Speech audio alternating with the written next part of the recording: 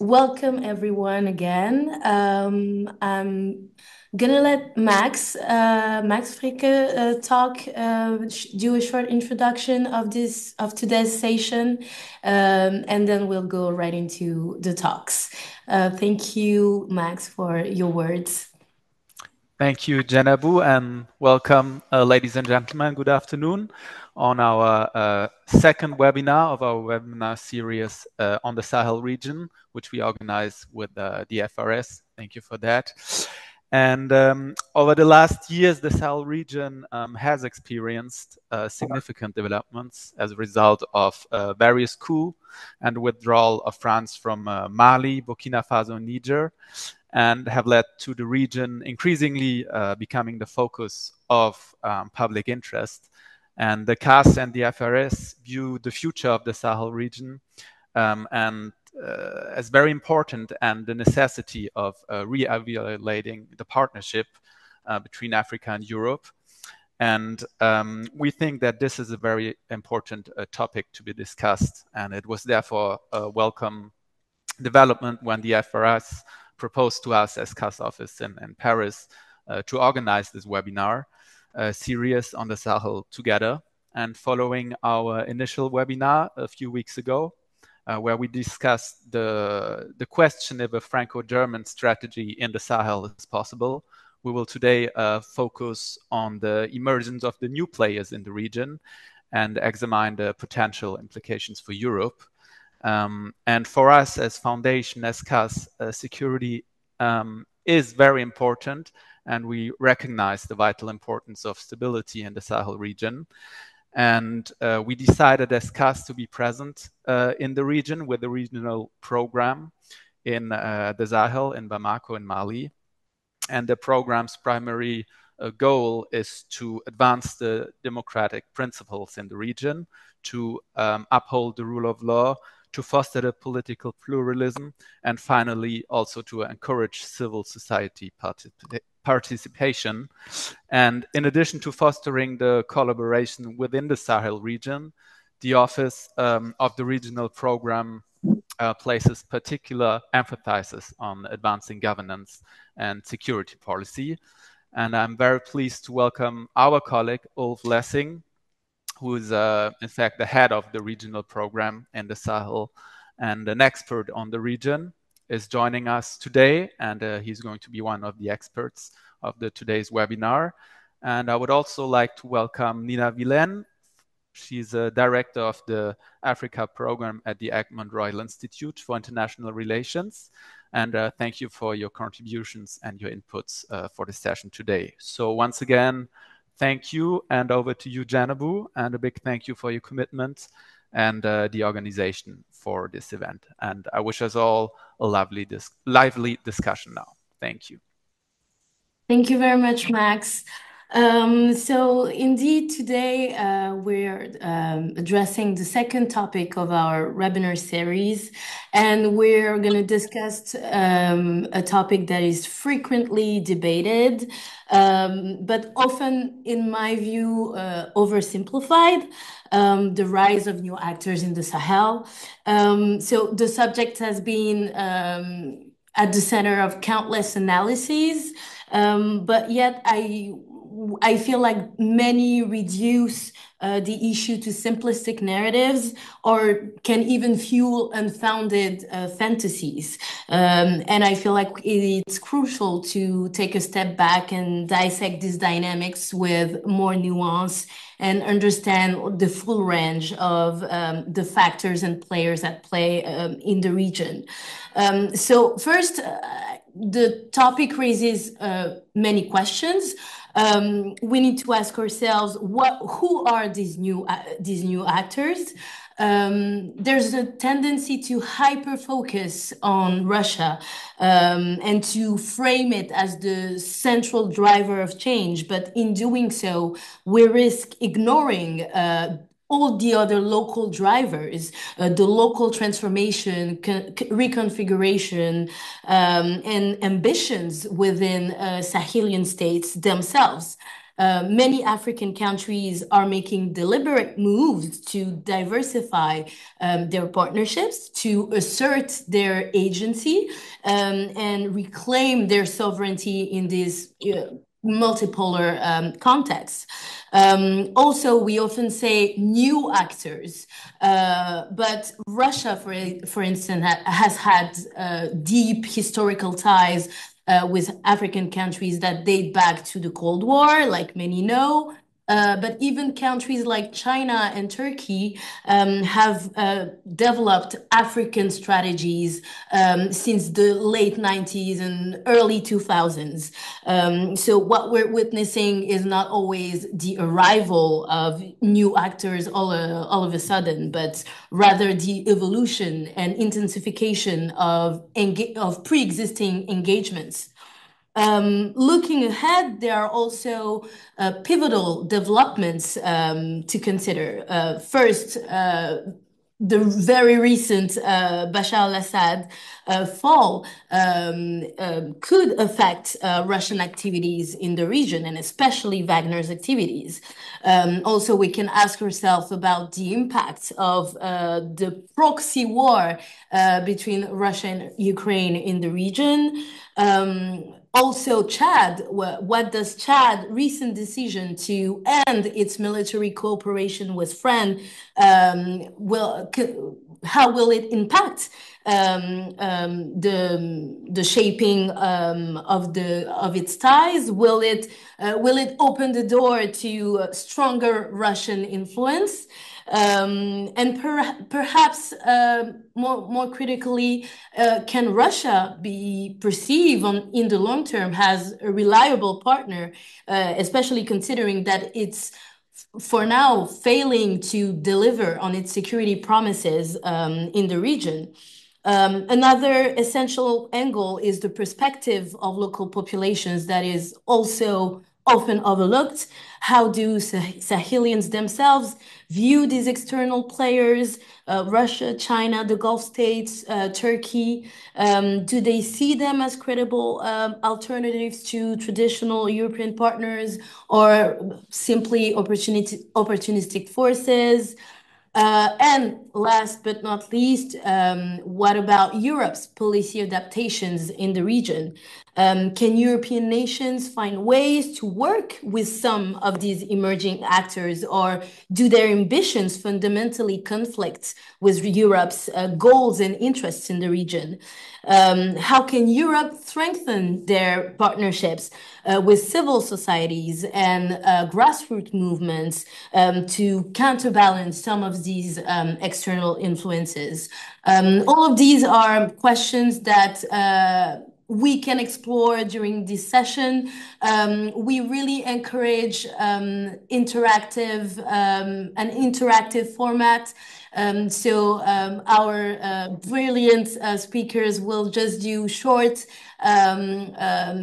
presentations, giving some of their key insights, and then we can delve right into the Q&A session. So please don't hesitate to use the chat. We're two of us monitoring the chat, so we'll make sure that everyone can have a say. So to start, we are gonna leave the floor to Ulf Laessing from the Konrad Adenauer Stiftung. He's been in mission in the region for quite some time, so I'm sure he's gonna have very insightful things to share. Thank you very much, Ulf. Thank you very much, Djenabou and Max, for the kind words.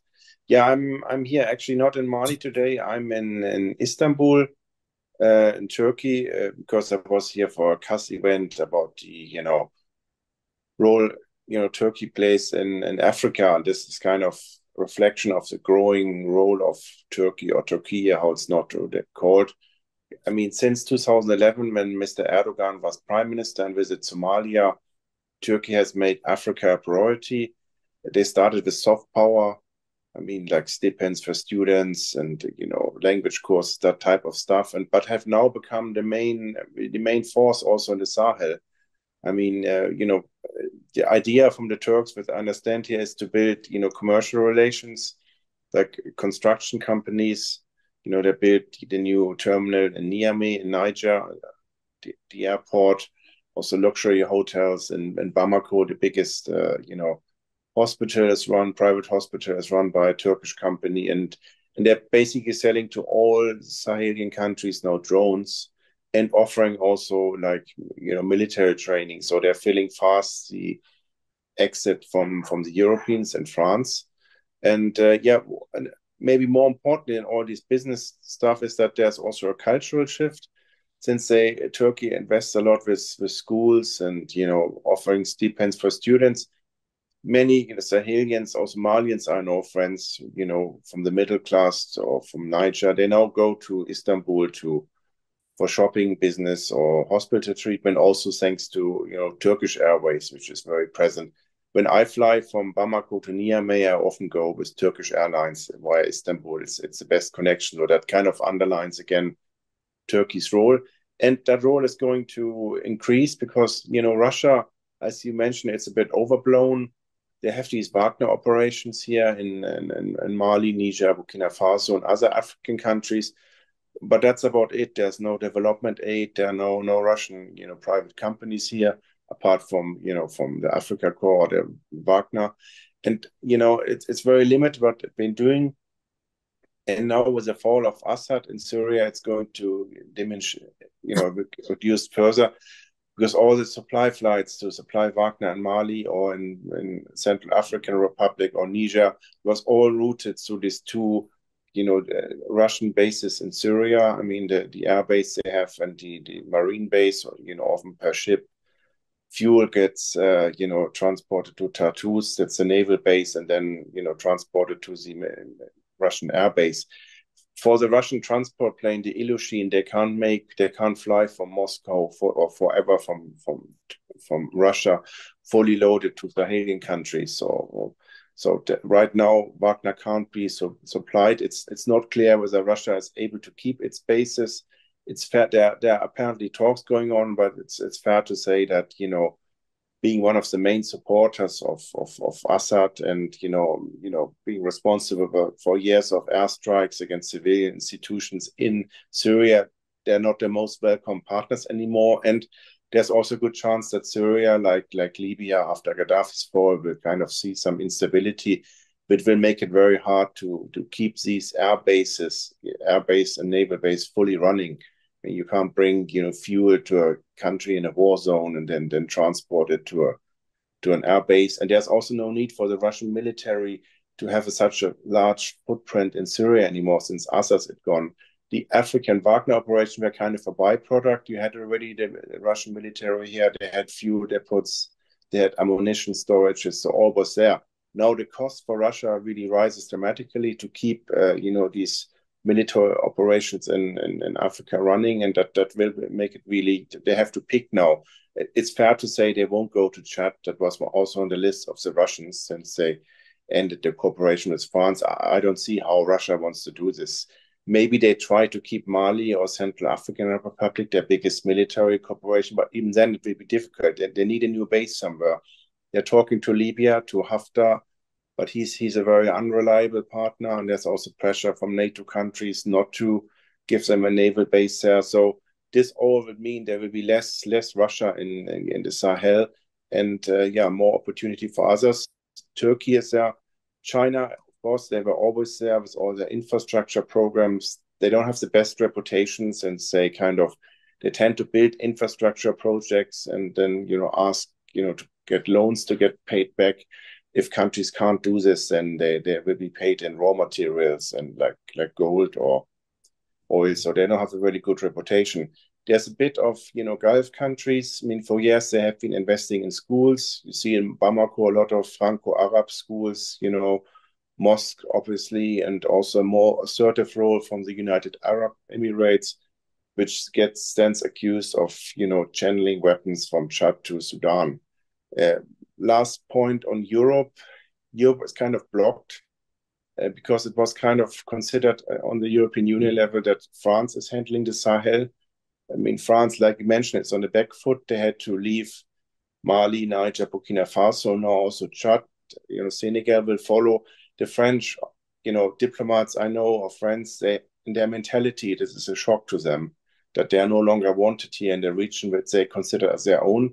They're not willing to give up, so they don't allow other European partners to, fill that gap, and that is the reason why the European Union is on the decision level, blocked. You can see it with the coup in Niger a year ago. Since the European Union has downgraded its relations, mostly suspended development aid, and this is because France is very unhappy that they lost a key ally in Niger, and other countries such as Germany or Spain, they're unwilling to challenge the French. So if there's a role for Europe, then the other European Union members need to really tell the French, just leave it for now. You're not wanted here. Let us handle it. Maybe you come back.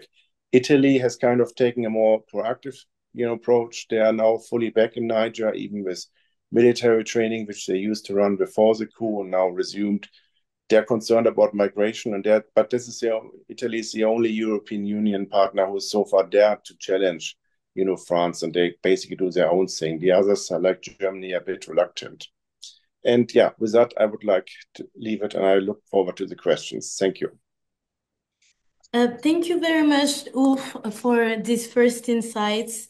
Thank you for underlying the role of Turkey that is often not discussed. Turkey has been a discrete player in the region, but that benefits from a very multidimensional approach, relying on humanitarian aid, religious diplomacy, drone diplomacy. Erdogan is often described as, the president that did the most diplomatic tours on the continent. So it's very interesting actor to look at. It might be interesting to discuss in the questions the role of its private military security company, Sadat. Thank you also to underline the different the divergencies within the European camp. Some could say that there are hardliners, moderate actors, and other with more realistic, pragmatic approaches. So it will be interesting also to analyze and to see whether it is possible to have a more coherent strategy, or at least approach within European countries. I will now leave the floor to Nina for a few more insights. Thank you very much. Thank you. Yeah, thanks to Ulf, who gave a tour de force of the different actors in the Sahel region and beyond. And I'm not gonna try to redo the same thing, but I think that he has made an important point, and that is that all the focus that we have put, and when I say we, I mean mainly Western observers, on Russia in Africa, and especially in the Sahel region and in West Africa more broadly, that has allowed other actors to more discreetly increase their influence, and other actors that might not be competitors in the same way as Russia to Western influence, but still that might not really align with especially the EU norms and interests in the region. So Ulf brought forward Turkey and also the Gulf states and China, of course, not new actors per se, but they have also increased their presence, whereas China has been a bit on the lower side during the last 4 years since COVID period. We know that this is the last year they have increased their investments again in Africa. They've also increased the loans again. So you can see that there is an intent, at least, to increase their presence and their influence on the continent. And we also know that China was quite influential in the way that the oil pipeline between Niger and Benin was kept functioning, even though the border between the two countries have been closed since the coup. First, because Nigeria was under sanction from ECOWAS members, including from Benin. But after that, because the Nigerian junta did not want to open the border, but still China managed to influence the Beninoise authorities to keep the pipeline open. So I think that China's influence should not be underestimated, and I think they're been very good at doing this infrastructural projects across the region without too much attention. And of course, that could also pivot into something much broader than just infrastructure, but also political or security aspects. Ulf was also talking a little bit about the Gulf states, and I think he mentioned the cultural aspects, but also think to add to that the religious aspects that we can see that especially in Niger or Niger, that there is an increasing emphasis on religion, and that is coming up at the same time as the military junta is increasing their grip on power, and it's hard to predict how that will play out, because we know that the juntas in the region, in the Sahel region, have come to power mainly based on a narrative of sovereignty and about fighting jihadist groups. But if we then see at the same time that there is this very strong religious influence for certain Gulf states, that could also play out in different ways in the region.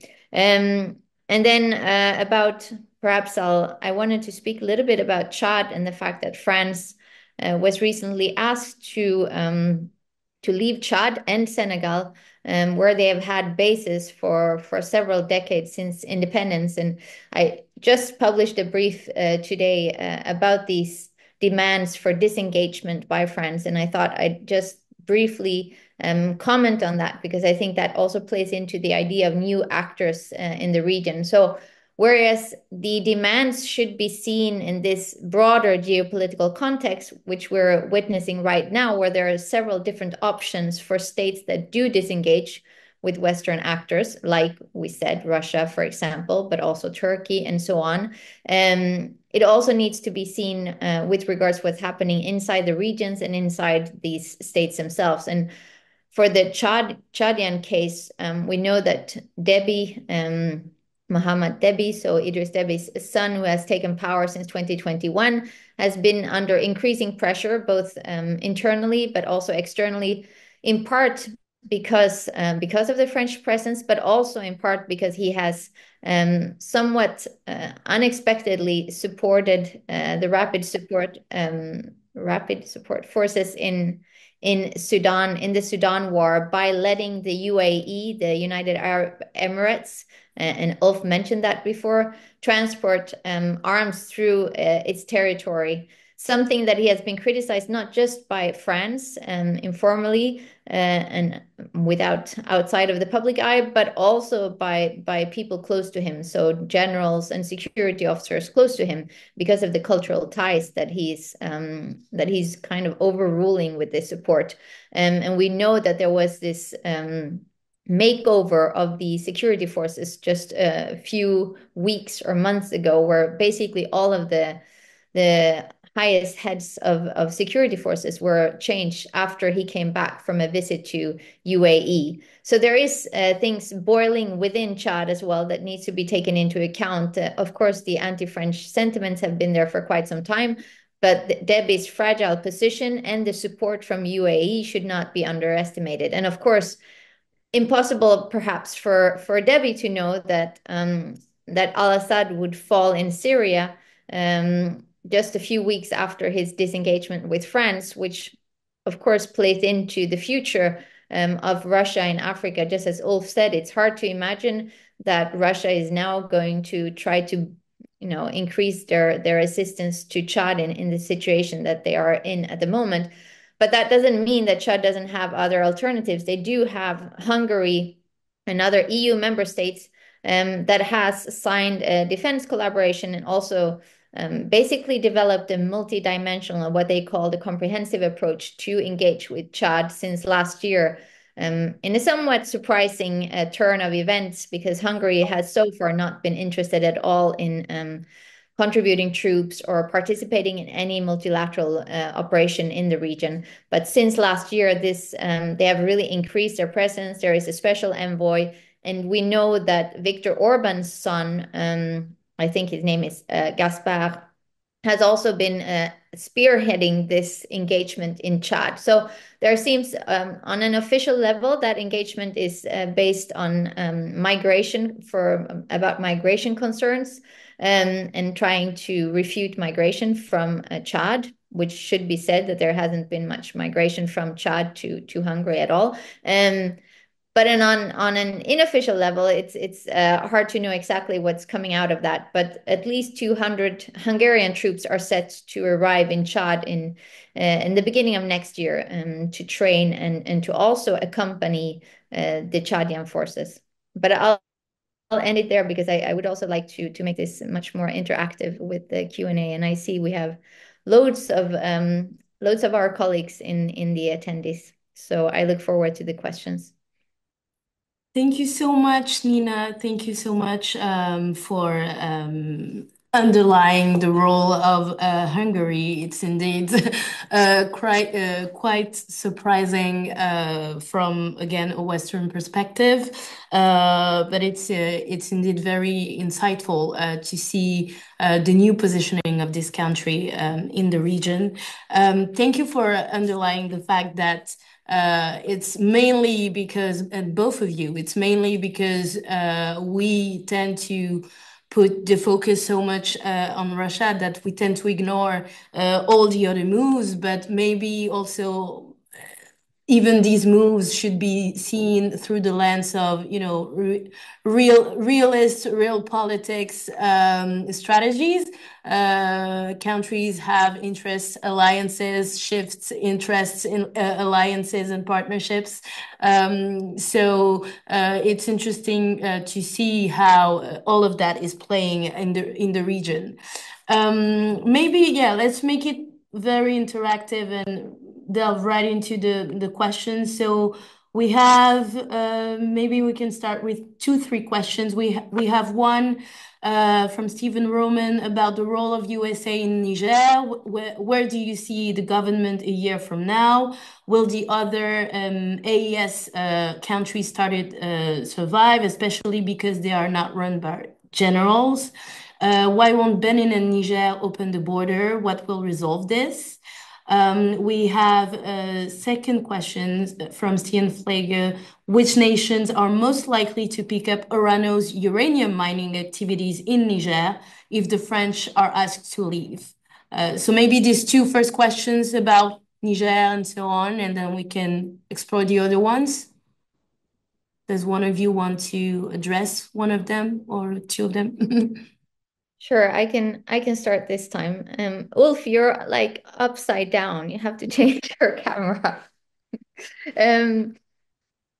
Yes, that's much better. Yes, so I was in Benin twice this year, and I think it's quite interesting to see how the effects of the Niger coup is having on not just Niger, of course, but also in the region. We know that kind of was the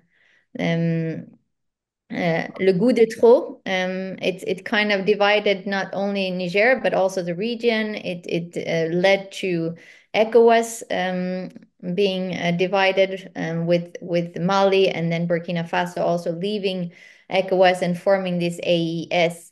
And then the sanctions that closed borders between the different states, and the one that we highlighted here is between Benin and Niger, which, as I mentioned, first was as a result of the sanctions by ECOWAS towards Niger and the suspension of Niger from ECOWAS, and then has been the decision by the Nigerian junta claiming that France is training terrorists. I think they've phrased it quite characteristically dramatic in bases in Benin, which is, of course, well, I'm not going to say, of course, not true, but it's France has been training Beninois troops. That's for sure for a long time. This is not something new, but there is no French base, as far as I am aware, in Benin. And I did go visit several different bases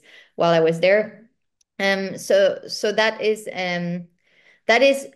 a reason that's put forward by the military junta in Niger. And I don't know if they actually do believe that there is a threat of a French intervention into Niger from Benin. But I don't know if Ulf, if you want to comment on that. And then the question about, and I also don't know when the border will open, but there have been discussions between the two countries, and I think this is something about time. It has been going forward since the summer when there were several discussions between them. And also, I think, I mean, this is a way to increase all of the black market and the smuggling between the two countries, because that's, of course, continuing on the side of the official borders. These are countries that have had commercial relations for decades. So where the borders usually are not very, not very sharp, let's say, where the borders are more blurry. And just for the question about the generals, I don't think that it really matters whether they are generals or colonels or captains at the head of these military juntas. What matters is that they want to keep the power and that they are the lead authorities. We've seen that in Mali there was this self-promotion that was quite interesting, where Colonel Goita all of a sudden just jumped a few steps on the military ladder and became like the highest grade that you can possibly have. And I don't know, maybe that will happen in Burkina as well. It's not really like it's these military leaders are not really playing by the rules. So we shouldn't expect them to play by the rules when it comes to ranks either. But I'll let Ulf continue on that.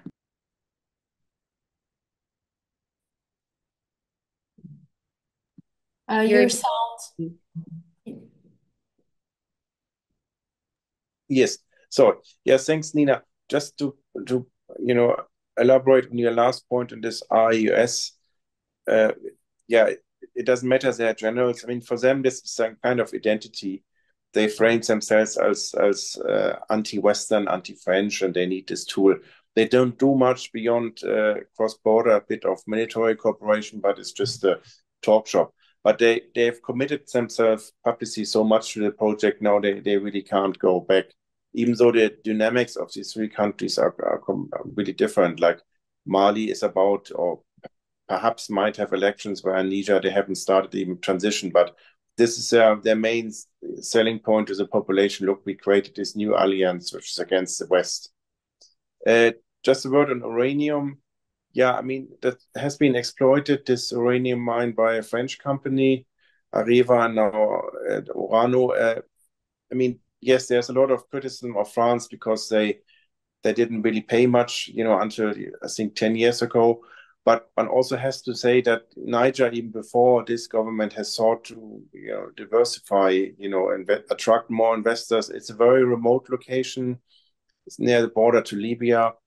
Not a very safe environment. You need to, then truck the uranium to Cotonou, to export. That's the only port licensed to do this. So it's not a great business case. It involves a lot of insecurity, high costs. And now this step from Niger to basically cancel licenses, where even, I think, even much more difficult to find anyone willing to, give it a go there. Western companies, they like predictability, and this is not the way to do it.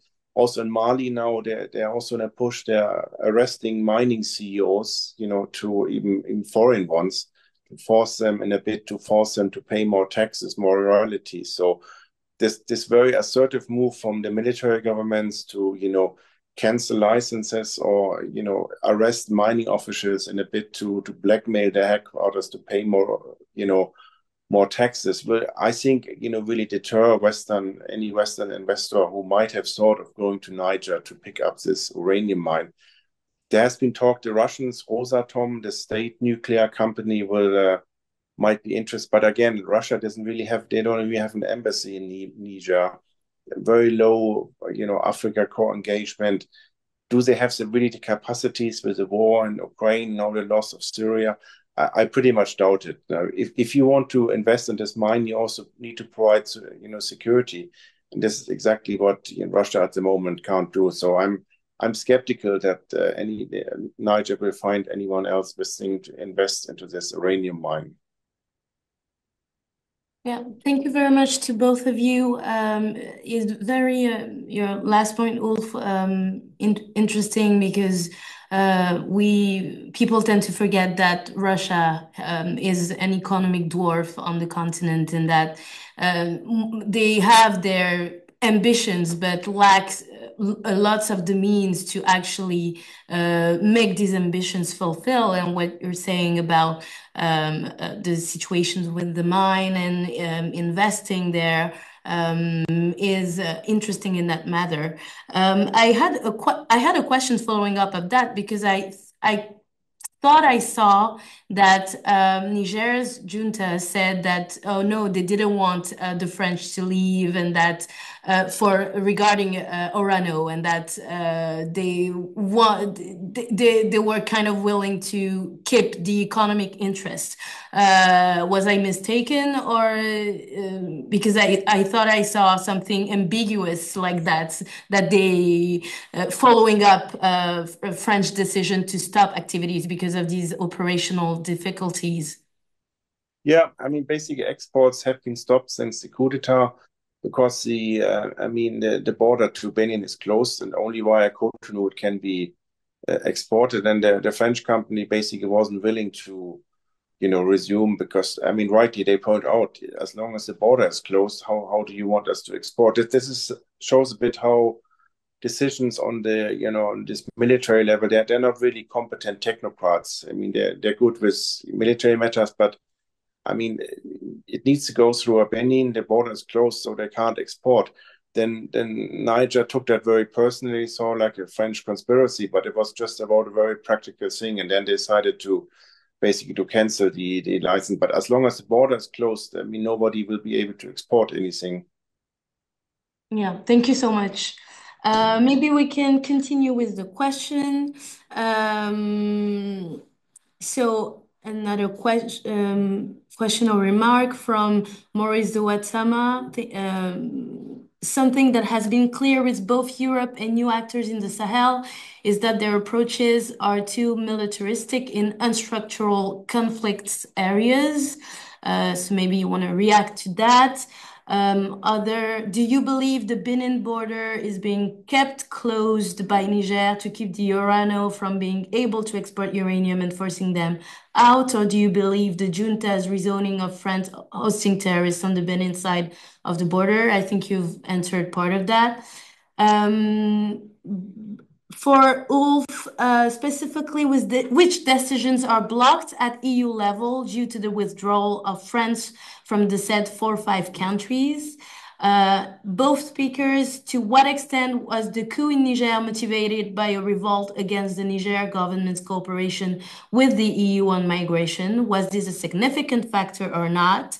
And what is the single most important factor in the Sahel of the de facto expulsion of France from the region? So maybe we can tackle this chunk and then continue. If one of you want to address some of these points. I can start. I think we already discussed the Benin border, and as Ulf said, there is no way that they can export anything Orano. So, Niger is also losing from that. It's not just France, but also Orano hadn't been exploiting. They hadn't been exploiting not exploiting, but they hadn't been in the mines for quite some time, and that was also why Niger was asking them to leave, because they said they didn't work in the mines and didn't exploit the uranium. I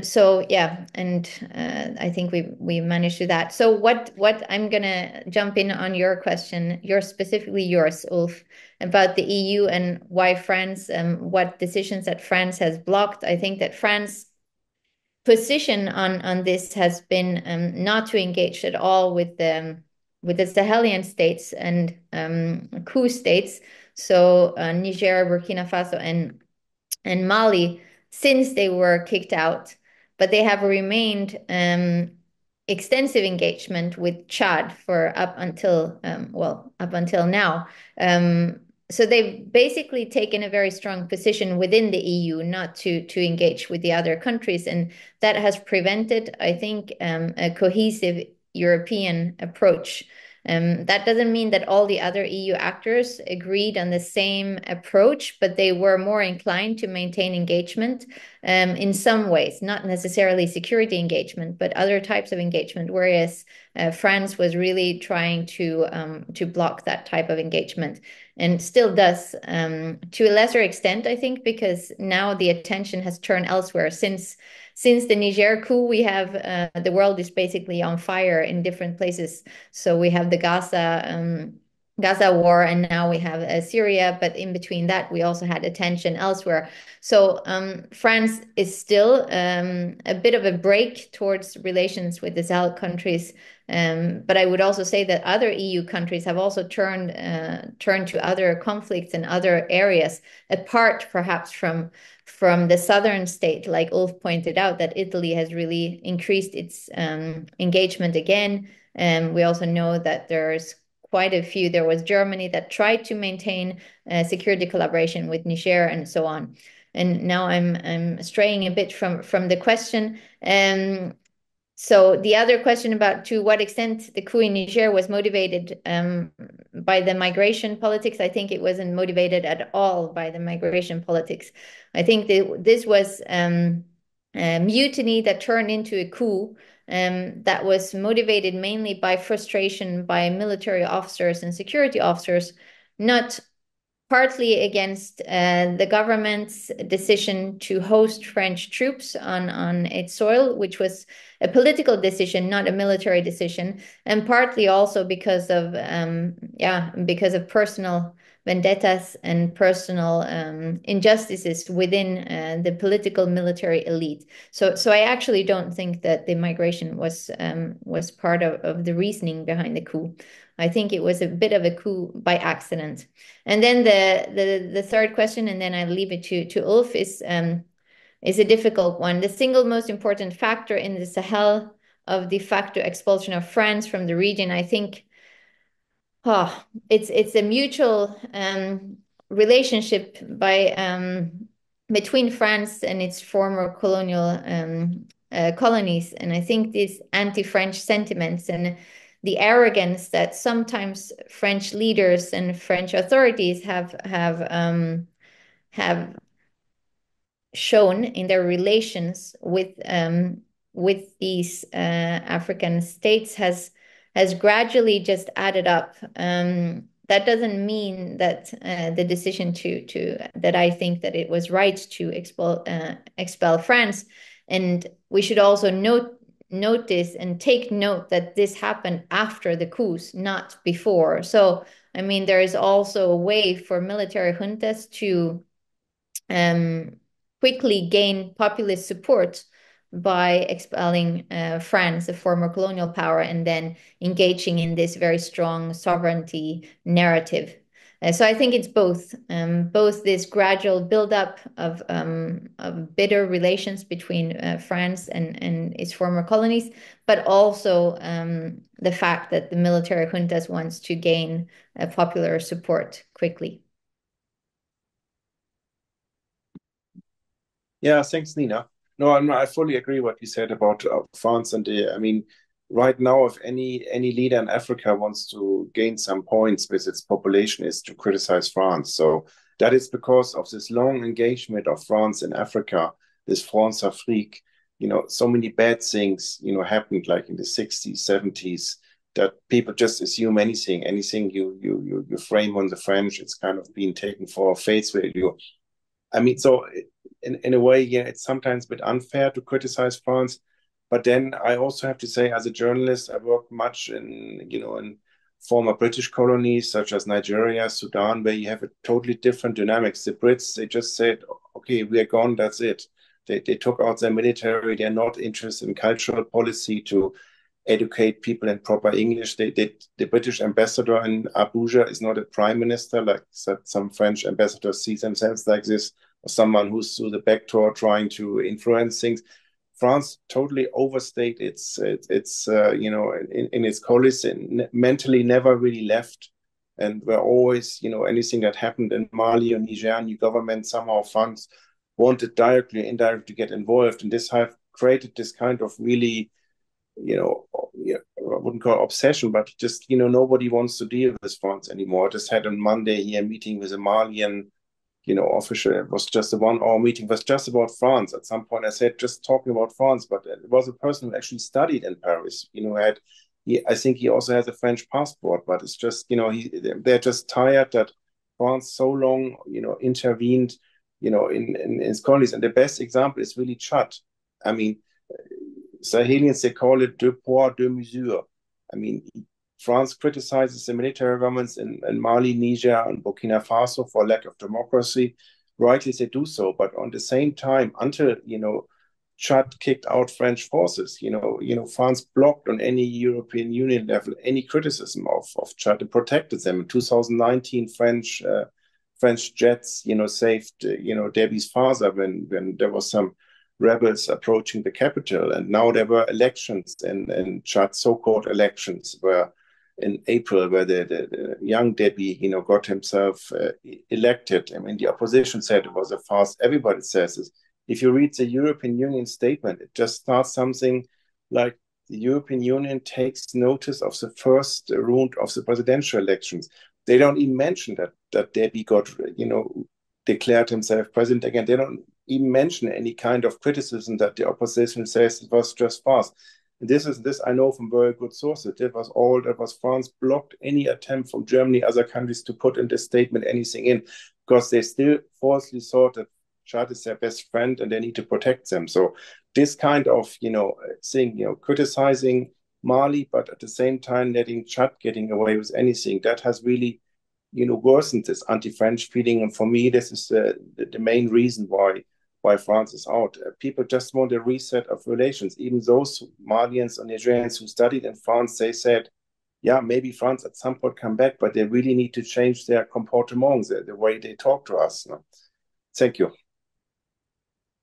Yeah, thank you very much for both of your insights. It's you were mentioning the deux poids deux mesures, the double standards. It's obviously something that comes back in a lot of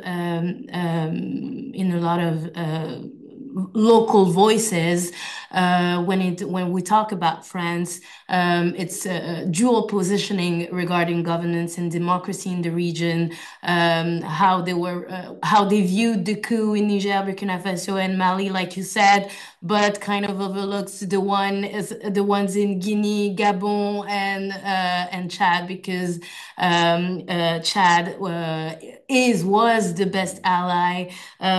So yeah, there's an expectation from local voices to actually have France change their mentalities regarding this point.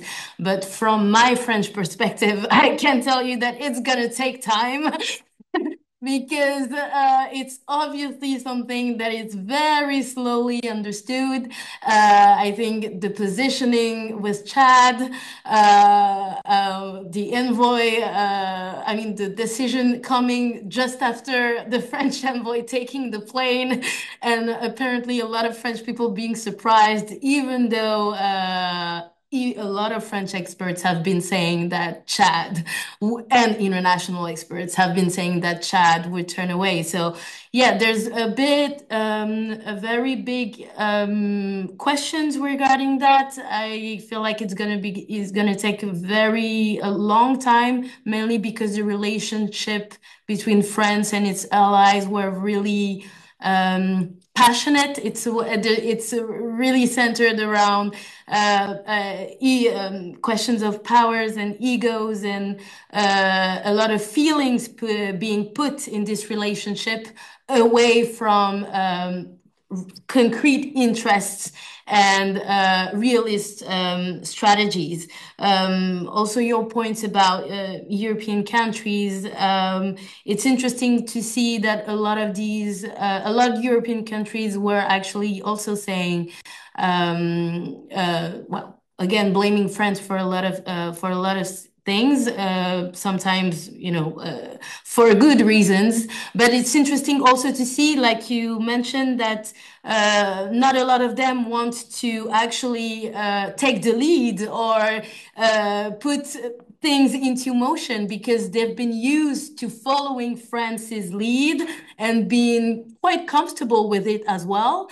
So there's also some kind of passivity within a lot of these European countries because they're comfortable, blaming France, but at the same time, they were also very happy with France being the leader on this front. So enough of me talking, maybe more questions. How do you assess the popular legitimacy of the coup governments now that they have been in power quite a while? How sustainable is anti-French sentiment proving for coup government support in the population?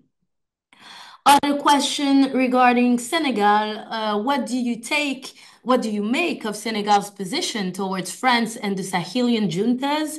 How to read Senegal's diplomacy? And maybe a third question, what's your take on the potential for Sadat to increase its influence in the region as an alternative to Wagner Africa Corps? So maybe these three, again, the order you want. I'll start again. I think that, yes, I think you pointed out, Djenabou, that it's very convenient to complain about France taking the lead when you don't want to take it yourself. And then you can also blame France when everything goes wrong. And I think that has been the strategy by quite a lot of EU countries. So the blame is not just on France, it's also on the other EU states who have benefited from not being vulnerable and visible and staying at the front seat. But of course, that has also suited France very well up until the moment that they were kicked out. So I mean, I think there is always two ways to see this. I think maybe we need to come back to the EU aspect as well, because it's not like the EU has completely forgotten about what's happening in the Sahel. There is both Ulf and me, we have discussed with the EU diplomats who are now trying to write a new, I think they call it, correct me if I'm wrong, Ulf, but it's a new approach from the EU to the Sahel. So not a strategy, but an approach. And we also have a new special envoy, a Portuguese former minister, Chao Cravinho, started just recently. So there is an effort from the EU to maintain engagement and actually renew it, perhaps in a different way. Then the other point I wanted to say is that also with regards to the disengagement by Chad and Senegal, what's perhaps most interesting with this is that France and Macron have been quiet, and they have not come out and with any statement apart from saying that they've noted the demand. And I think that shows that that there has been some sort of lesson learned, not to increase tension again, but just to go with the flow. But also the fact that both the Chadian declaration and the Senegalese president, in their statements, they were, even if they came not out of nowhere, but even if they did not follow the diplomatic rules, and they were, one was just minutes after or just hours after the French foreign minister had left, and the other one was in an interview with the French media, which is perhaps not the way that you should declare these things. Both countries, both leaders have maintained that they want to have relations with France. It has not been a complete cut. It has not been any aggressive way of no rupture, and that the Senegalese president really emphasized that he did not want to call it a rupture. He said that, you know, we have very strong relations with China, but we do not have Chinese militaries on the ground, so I don't see why we couldn't have strong relations with France. So I think that that's also something to point out, that the disengagement from by France from Chad and Senegal, they differ from the previous three Sahel countries disengagement.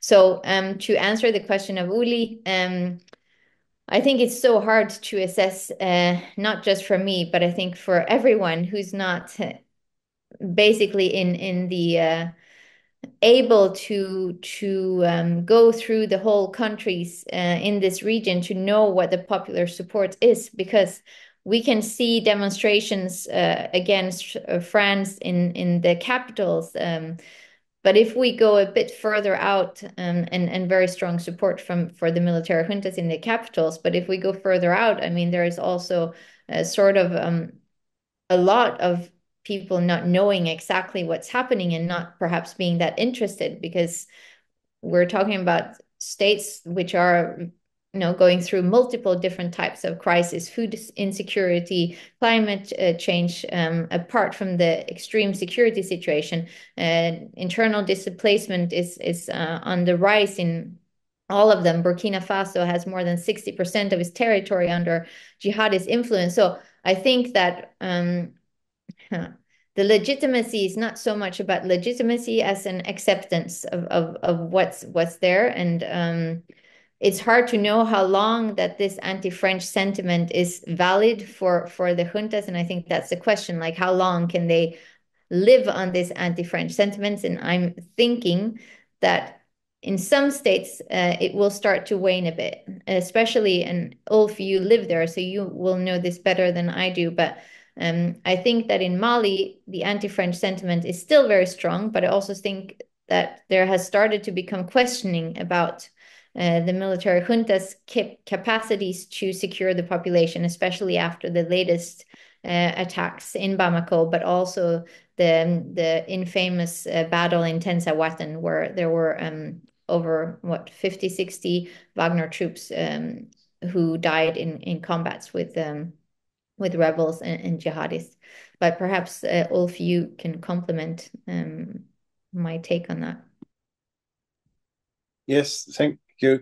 Yeah, I agree with you, Nina, that in Mali it's a bit waning. I think that's the reason why they started to talk about elections. I mean, for next year there's a budget allocation and some signs. You see in Bamako, there was the other day I saw like a you know, some you know, signboard saying sensibilization for elections or so. So there's apparently some movement. I think that is the reason why, you know, they have been for 4.5 years in power. Yes, they retook Kidal, which was seen as a military success, but otherwise the security situation is not good. I was the other day in Sigou in central Mali. You know, that's basically the last point where it's relatively secure. Beyond that, towards Mopti, you know, it's very difficult for the government to control. And now maybe they also realize that you know, the Russians won't be helping so much they used to be. And on practical level, I mean, Mali, for more than 1 year, there has been almost no government electricity. Everybody uses the group électrogène, the power generators. So there's a bit of nobody yet wants the old elites back, EBK. They're all seen as corrupt or so, but yeah, people start talking. Why is nothing improving? So that's certainly shifting. In Burkina Faso, it's very difficult to judge sentiment because it's a very repressive environment. Everybody who criticizes the government gets basically sent to the front as a volunteer to fight jihadists. So nobody talks. Everybody's afraid. Burkina Faso, the bigger problem is, I think, there's this constant coup, risk. And in Niger, I was 2 weeks ago. Yeah, nobody wants, surprisingly, Bazoum back because he's seen as too close to France. But many also say he did actually quite useful things. I mean, he was tackling population growth and there was a lot of development. now many lost jobs. People lost jobs who used to work for NGOs. The overall sentiment is probably still pro junta, but also there are people ask, what's happening actually. It's now also 18 months, and they haven't even presented a plan for transition, let alone any economic vision. So hopefully next year, it will become clear that these generals don't have a, technocrat civilian vision, and there's a bit of a mood swing. So far in all three countries, more or less, it's hard to say really. People support the government, but yeah, things might be changing. Yeah, thank you. There was the question about Sadat. I don't know if you have insights. You mean the Turkish company or the PMC company? Yeah, I asked that question when I was in Niger 2 weeks ago, and I was told that they train. The Niger bought drones from Turkey, and they're training soldiers, basically. And I think the same is happening in Mali, Burkina Faso. So that's, it's. I don't think they're not fighting like Wagner and Mali. They're basically training people to operate drones. Thank you. Nina, you wanted to add something, or yeah, thank you. Thank you for again your insights. Very important reminder that you did when you said that Chad and Senegal wanted to have relations, maintain relations with France. And I think that apart from the AES countries, it's something that a lot of West African countries think.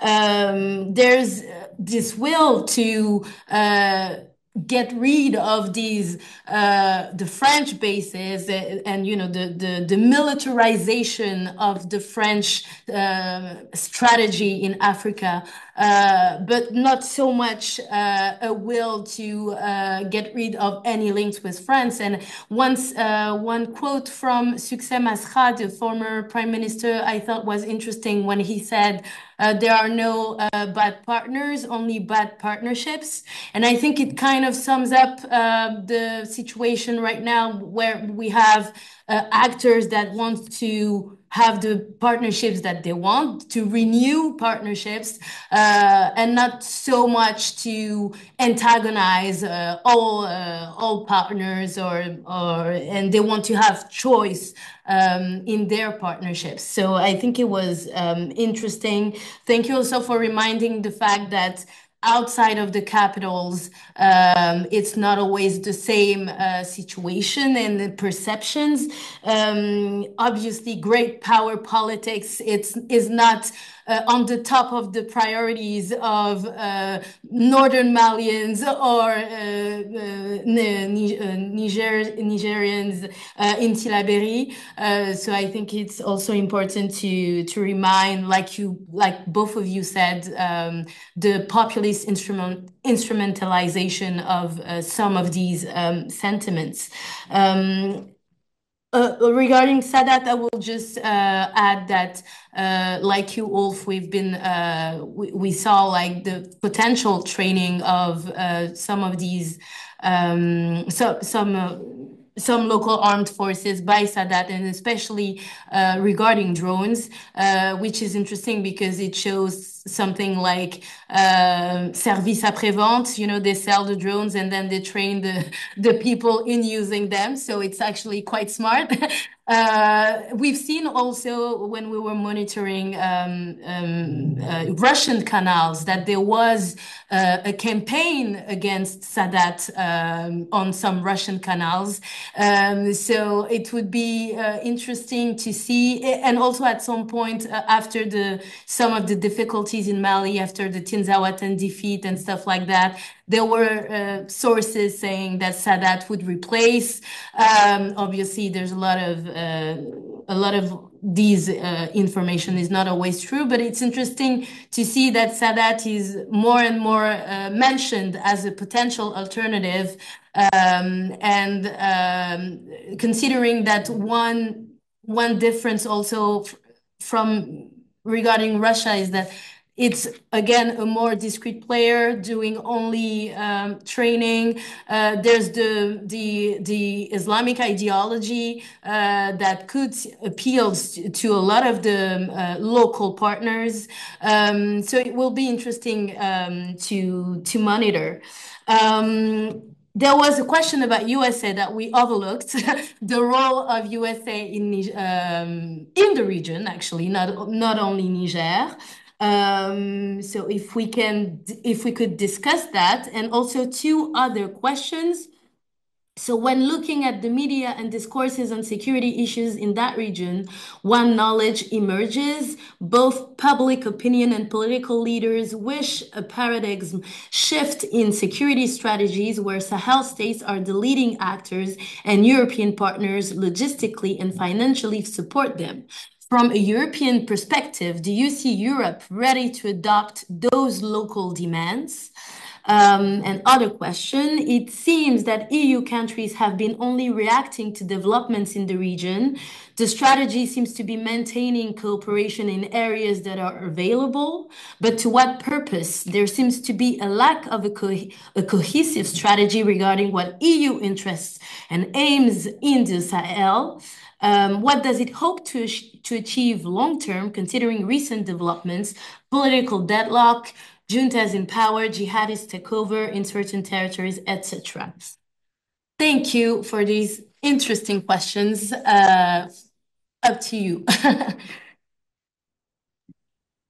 I can start with the US question. So since March this year, we have seen little of the US in the Sahel countries. That was when it was kicked out from Niger following this infamous visit by the US diplomat Molly McPhee and also the General Langley from AFRICOM, and they had discussions with the Niger junta, and then something went wrong.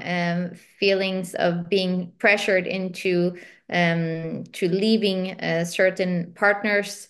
I think there was, of course, we will never know exactly what was discussed, but apparently there were pressure from the US that Niger should not collaborate with Iran about uranium export. And then it was also about, of course, Russian troops and about keeping the Agadez base, US built and base in Niger. And that, of course, as we know, is already history now. The US has had to leave Niger. The base is still there. Now it's in the hands of the Nigerian army alone or military alone. And new partners are able to use it, but we don't know exactly to what extent that's being done just yet.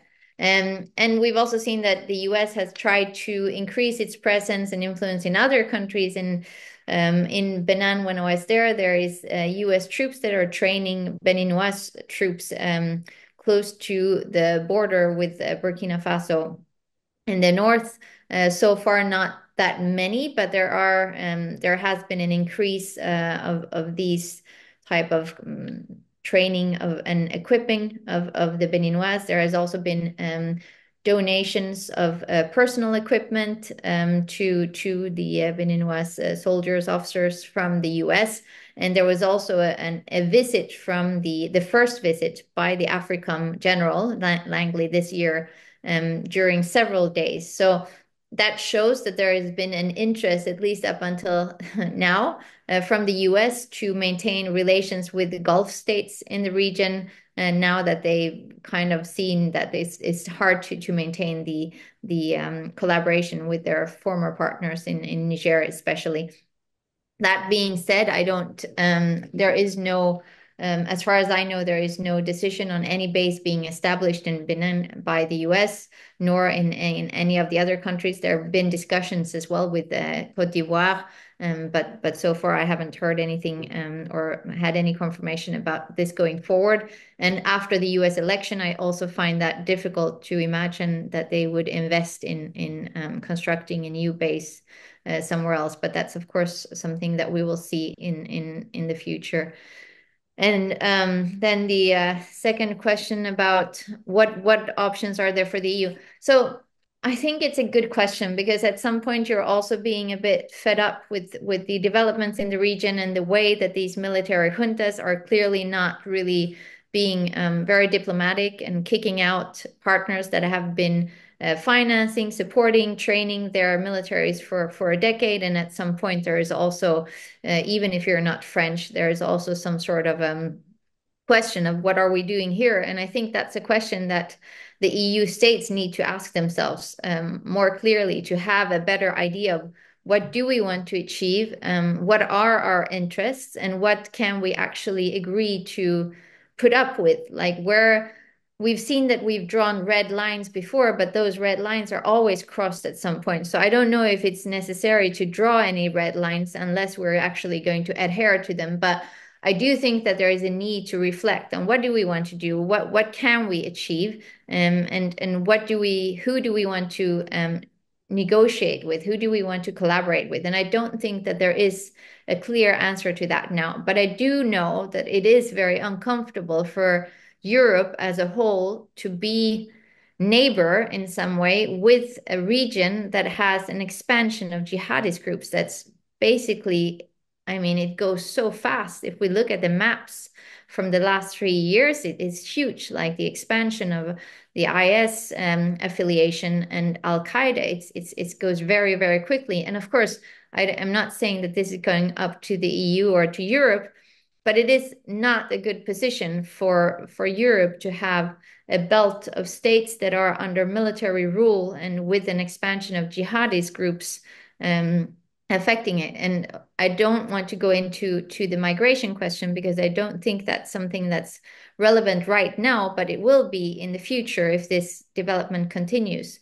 And Africa remains a continent that is the fastest growing continent in the world, and Europe is just at the border. So I do think it's necessary to have relations, and then whether we want to have that with military regimes or if we're going to engage more with the governments that are not under authoritarian rule or military regime, that's another question. But I do think there is need for a bigger discussion on that.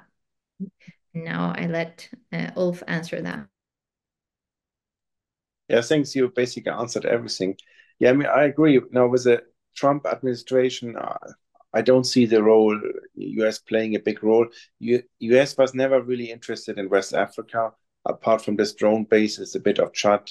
They always thought that's something France or Europe should, take an interest in. So it's even less. And yeah, regarding the Europeans, I mean, yeah, like you said, it's the biggest, highest population growth rate, 7 children, a woman in Niger. I also don't like these military governments. They're very difficult to deal, very erratic. I mean, they even, offend not just, French, but also other European nations who want to work with them. Makes it difficult, their embassies to sell their case, to cooperate with these governments to the headquarters. Still, probably we have to be pragmatic. If we only talk to, democratically minded governments, there won't be few left. No? So it's like you said, it's our neighborhoods. So Niger goes the main migration route. Yeah, business has been, increasing again since the new government, military government came and reopened the route to Niger, to Libya. I was the other day in Mauritania. There's this route to Canary Islands. So yeah, we need to continue engaging somehow, keep a line open to these rather difficult Sahelian governments. Thank you very much. Yes, what do we want to achieve? What are our interests? Great questions. Obviously from the European point of view, but again, also from the French point of view, I think that was one of the first mistakes. We kind of framed everything within the anti-terrorist stance, but kind of forgot what were our interests in the region and the difficulty to identify and precisely define these interests outside of the anti-terrorist lens is for me one of the biggest mistakes that French strategy has made. The delay in publishing the new strategy, the new French strategy in the Sahel and in Africa, is actually a reflection of the difficulty to answer these questions, to answer what we want to achieve, and more importantly, what are our interests in the region. I think it also underlines the fact that it was also part of these engagements were a lot about proving that we are still a great power with the ability to project operational forces, and not always about looking at realist, concrete, pragmatic interests. Also, the point about the efficiency of the hardline approach. Again, the French hardline approach regarding juntas is kind of proving inefficient, or could prove inefficient in the future, and the necessity to maintain forms of dialogue and to actually find ways, outside ways to cooperate should be key, especially regarding again civil societies, non-state actors. I mean, if we can't talk to the juntas, maybe we can try to talk to other actors. But yeah, the insistence on maintaining hard lines without having a clear view of the actual interests is, to me, a difficulty. Also, thank you for underlying the fact about the US were never really interested in the region. I remember that this regained interest, at least in the anti-terrorist fight in the Sahel from the US, was mainly triggered after the Tongo Tongo attack, when they lost 4 special forces, and that's when there was a bit of a boost in their involvement in the region and their support to France on these aspects. But before they lost these 4 special forces, it wasn't really the case. So thank you for reminding it. And yeah, about options more generally, when we had the webinar last week with Dennis Toole and Jonathan Giffard, one thing that came back was maybe it is time for patience stratégique, strategic patience. Maybe we don't have good cards to play right now, but maybe it's more a time for reflection, redefinition, anticipation, all of these things that can seem trivial, but that are actually fundamental, and that doesn't necessarily mean that we're doing nothing. I know that Mary had a questions for you guys. Yeah, I do have one last question, because we've talked about international actors, but what about regional powers, especially considering that Morocco is playing an increasing role in the region? Do you think that countries like Morocco can help to facilitate the relationship with Europe or not?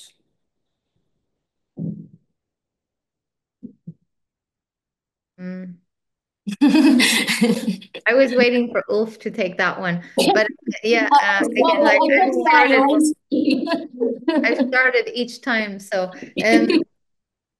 I don't really see Morocco trying to facilitate any relationship with the EU. I think that there is more of a dynamic between Algeria and Morocco than between Morocco and the EU, and I think that has been playing out in Morocco, then offering this access to port for the Saheli and for the AES countries, which is probably never going to happen because, as we know, Morocco is not bordering any of the AES countries, and I don't see why, for example, Mauritania would let them pass through their country just to get to Morocco. I think Morocco has really tried to play into the different divisions, with Algeria also having increased tensions with Mali. So yes, you're right. There are these regional power dynamics that are playing out. Algeria has seen its influence decrease quite quite heavily after the renouncement of the Algiers peace accord in I think it was in December last year. And then we've seen after that there have been more tensions between Mali and Algeria. And of course, there is an option for Morocco to play to play out against Algeria, and that's also something that we see in other. I mean, we've seen how the Chad disengagement now is also playing. Everything is a little bit related. We can see that Chad has also an impact, of course, on the Sudan war and the transport and there are so many different aspects to consider that.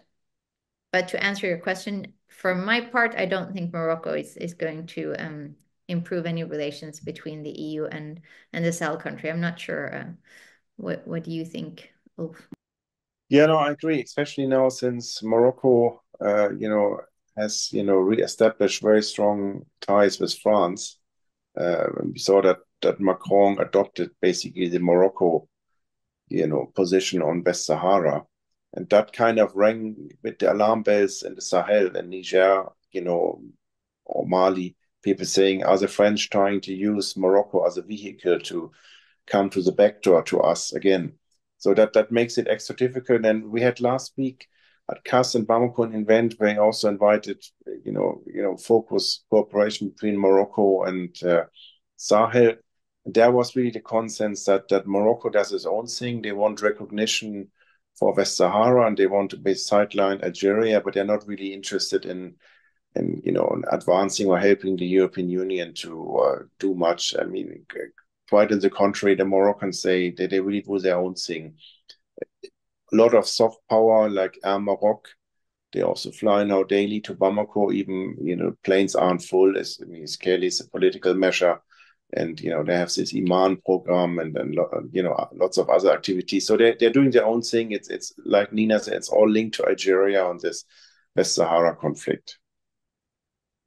Thank you very much. I had one last question, but actually echoing back to the question that you yourself asked, like in these contexts, who can we collaborate with? Because we talk always about Russia and it is pretty clear that interests are not aligning here. But what about the others? Who do we have like third way doors for cooperation with some actors, whether it's Turkey that has been very involved in humanitarian aid, whether it's China regarding infrastructure projects, or I'm just throwing things out there, but even thinking outside of the box, can we find ways to cooperate with some of these actors, or are there structural blockings that really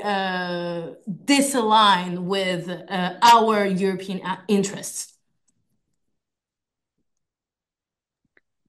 I mean, we're working with other autocracies around the world, right? We're having relations with Saudi Arabia. We're having relations with China, even though there is a competition. So I don't know if there are normative reasons, of course, that we're trying to work more with like-minded governments, but we don't do that in the rest of the world. So of course there are possibilities to do so. Then I think we first need to define our own interests before we look into what are the actors that we do need to engage with, and then maybe bend our norms a bit to adjust to what we want to achieve in terms of interest.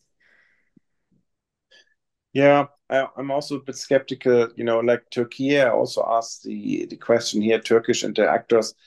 The message I got that Turkey wants to do its own thing. I mean, it's a NATO country, but in Africa and Sahel, they clearly stress their Muslim credentials, to basically travel on this, new cultural, reintegration wave. Come to Istanbul for business, don't go to Paris. So it's limited. China, we don't want to really work like China is working, and certainly not Iran. So I think Europe, it's basically on its own. The most important thing that Europe needs to define, like Nina said, we need a new Sahel strategy, and then there need to be really some push from other European countries just to tell our French friends, you have to take a step back because you're just not wanted there at the moment. And then, but that also means criticizing France is one thing.